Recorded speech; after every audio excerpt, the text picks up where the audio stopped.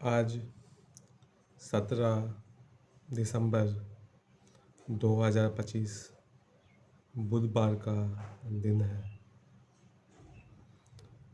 आज प्रदोष है और आज महादेव का दिन है। धरा धरेन्द्र नंदिनी विलास बंधु बंधुरा स्फुरदिगंत संतति प्रमोद मान मानसे कृपा कटाक्ष धोरणी निरुद्धरापदी क्वचित दिगंबरे मनो विनोद में तु वस्तुनि। रावण द्वारा शिव तांडव में रावण ने गाया है। हम शिव पुराण में चलते हैं, जहाँ शिव पुराण में सूत जी से शौनक आदि मुनियों ने 5 प्रश्न किए, जहाँ उन्होंने शिव प्राप्ति के साधन के बारे में पूछा है और शिव प्राप्ति के साधन के बारे में यही बताया है सूत जी ने कि शिव पुराण का श्रवण ही शिव प्राप्ति का साधन है, क्योंकि कर्म भस्म होगा तभी शिव प्राप्ति हो सकता है। तमो गुणी कर्म भस्म होना बहुत जरूरी है। तमोगुणी कर्म भस्म होने पे पाप में रुचि नहीं रहेगा। पाप में रुचि अगर हो रहा है, मतलब हमारे तमोगुणी कर्म भस्म नहीं हो रहे हैं। तमोगुणी कर्म भस्म होते ही रजोगुणी कर्म भस्म होना चालू होगा। तमोगुणी और रजोगुणी कर्म भस्म होने पे ही तो हमें शिव प्राप्ति हो सकता है। ओम नमः शिवाय का जप सबसे आसान साधन है शिव प्राप्ति का। और जहाँ पे हमने जानते हैं कि कृष्ण दर्शन लालसा जो गोपियों के अंदर था, वहीं शौनक आदियों के अंदर श्रवण प्रीति लालसा है। और शिव पुराण का श्रवण ही तो कर्म को भस्म कर देगा, भस्म कर सकता है। हमने देखा कि गीता में अर्जुन के अंदर संचित पाप नहीं है, क्योंकि अर्जुन के अंदर संचित पाप नहीं है। उसका प्रमाण यह है कि अर्जुन कहता है कि आतताई को वध करने से पाप नहीं लगेगा। आतताई का वध करने से पाप नहीं लगेगा, ये वही कह सकता है जिसके अंदर तमो गुणी कर्म ना हो। अर्जुन के अंदर कोई कामना नहीं है। भगवान कह रहे हैं कि कामना छोड़ो, और अर्जुन के अंदर कोई कामना है ही नहीं। फिर भी भगवान कह रहे हैं कि कामना छोड़ो, क्योंकि भगवान जानते हैं कि अर्जुन के अंदर कोई कामना नहीं है। शिव पुराण जो हमारे कर्मों को भस्म करने में सबसे सरल साधन है, क्योंकि ओम नमः शिवाय का मंत्र तभी आप जप कर सकते हैं जब आपको शिव पुराण कंठस्थ हो। शिव पुराण के श्लोक कंठस्थ हो सके, यही तो इस शिव साधना का उद्देश्य है। जैसा कि शिव पुराण का पहला श्लोक है, धर्म क्षेत्रे कुरुक्षेत्रे गंगा कालिंदी संगमे प्रयागे परमे पुण्यम ब्रह्म लोकस वर्तमनि। जहाँ प्रयाग में गंगा, यमुना और सरस्वती का समागम है, वहाँ से शिव पुराण शुरू होता है।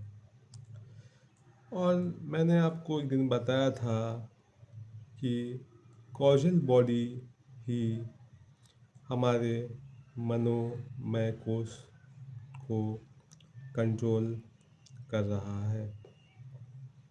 अगर कॉजल बॉडी में जाके कर्म भस्म होते हैं तो मनोमय कोश एकदम ठीक हो जाएगा, और मनोमय कोश ठीक होने के बाद प्राणमय कोश ठीक होगा, और प्राणमय कोश में जब चक्र जागृत हो जाएंगे तो हमारा फिजिकल बॉडी में जो बीमारी के लक्षण हैं वो भी गायब हो जाएंगे। और शिव पुराण ही ये साधन है, शिव साधना के द्वारा ही हम ऐसा कर सकते हैं।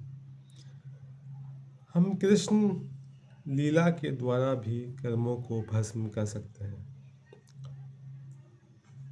आप जैसा चाहें वैसा कर सकते हैं। शिव पुराण जिसमें 24,000 श्लोक है, एक एक श्लोक आपके कर्मों को भस्म कर देगा। जैसा कि शिव पुराण में बताया गया कि देवराज जो ब्राह्मण था उसने शिव लोक को प्राप्त किया, क्योंकि शिव लोक को तो वही प्राप्त कर सकता है जिसने कभी शिव पुराण का श्रवण किया। देवराज ने अपने जीवन के आखिरी समय में शिव पुराण का श्रवण किया और शिव लोक को प्राप्त किया। आप भी इस शिव पुराण का श्रवण कर रहे हैं, और हमारा उद्देश्य है कि हमें भी शिव लोक की प्राप्ति हो। जैसा कि भागवत में हमने देखा कि कैसे धुंधकारी को भगवत प्राप्ति हुआ, उसी प्रकार हमने शिव पुराण में देखा कि चंचुला को शिव लोक का प्राप्ति हुआ, बिंदुक को शिव लोक का प्राप्ति हुआ, और देवराज को भी शिव लोक का प्राप्ति हुआ। तो हमें भी शिव लोक की प्राप्ति हो सके, तभी हो पाएगा जब हमारे कर्म भस्म होंगे, और वो शिव पुराण के द्वारा ही हो सकता है। आप भागवत का भी श्रवण कर सकते हैं। जैसा कि हमने गीता में देखा, जो महाभारत का अंश है गीता, हमने देखा कि गीता में कैसे भगवान कहते हैं कि कामना को छोड़ो। अर्जुन के अंदर तो कामना है ही नहीं, फिर भी भगवान कह रहे हैं कामना छोड़ो, क्योंकि कामना को वही छोड़ सकता है जिसके संचित पाप भस्म हो। जैसे जैसे संचित पाप भस्म होगा वैसे वैसे हमारे अंदर डिजायर जो है वो ख़त्म होगा। Desire at the subconscious level, हमें अंदर पूरा डिजायर होना चाहिए कि हमारे कर्म भस्म हो। और शिव पुराण ही एक साधन है। और आप भागवत का भी सहारा ले सकते हैं। जैसा कि गीता में हमने देखा कि कैसे भगवान कह रहे हैं कि मन ही शत्रु है और मन ही मित्र है। और भगवान ने बहुत सारे बातों बातों को कहा है। जैसे कि भगवान ने कहा है कि आत्मा अमर है। और अर्जुन को जो मोह हो गया था वो भी मोह भगवान ने उनका नष्ट किया। तभी तो अर्जुन कह पाया कि नष्टो मोहा, अब अज्ञान नष्ट हो चुका है। अब मुझे कृष्ण प्राप्ति हो चुका है। और जहाँ भागवत कृष्ण प्राप्ति से शुरू होता है और वहीं शिव पुराण शिव प्राप्ति से संबंध शुरू होता है।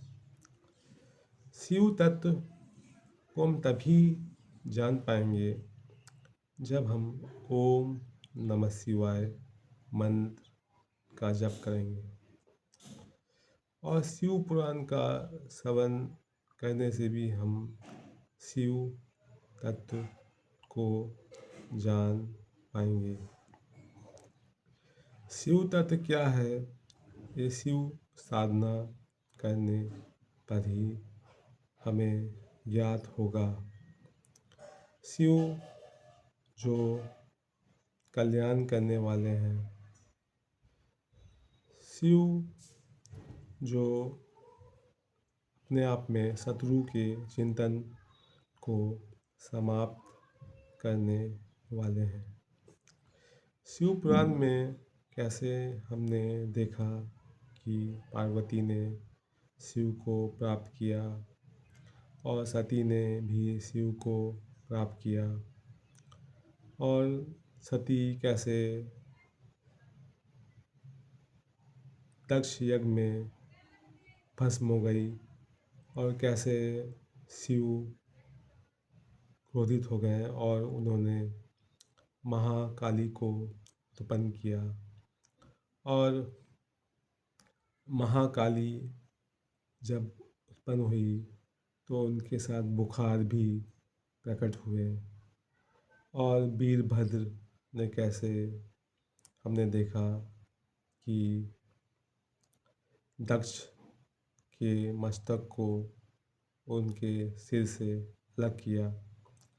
तो शिव पुराण में हमने कुछ लीलाओं का भी श्रवण किया।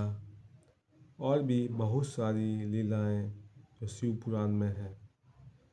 शिव पुराण का पाठ कर सकते हैं संस्कृत एवं हिंदी में। शिव पुराण जो हमारे कर्मों को भस्म कर सकता है। तभी तो पाप में रुचि ख़त्म होगा। तभी तो माइंड सेट चेंज होगा और सब कॉन्शियस माइंड के जो नेगेटिव प्रोग्रामिंग है वो डिलीट होगा। तो शिव पुराण से संबंधित और भी बात हम करेंगे। तो इस वीडियो में मैंने आपको बताया कि कैसे शिव पुराण में पार्वती ने शिव को प्राप्त किया और सती ने भी शिव को प्राप्त किया। और ओम नमः शिवाय के बारे में भी हमने देखा आज कि कुछ बात किया। और हम जीभ पर शिव कथा सिद्ध हो सके, यही तो ये शिव साधना का लक्ष्य है। जिस क्षण शिव पुराण जीभ पर सिद्ध होगा उसी क्षण हमारे कर्म भस्म होंगे और हम शिव लोक की प्राप्ति करेंगे। अगर आप कृष्ण प्राप्ति करना चाहते हैं तो आप भागवत का श्रवण करें। लेकिन अगर आप शिव प्राप्ति करना चाहते हैं तो आप शिव पुराण का ही श्रवण करें। आज प्रदोष है, आज भगवान शिव का दिन है। तो आज मैं भी शिव साधना करने जा रहा हूँ।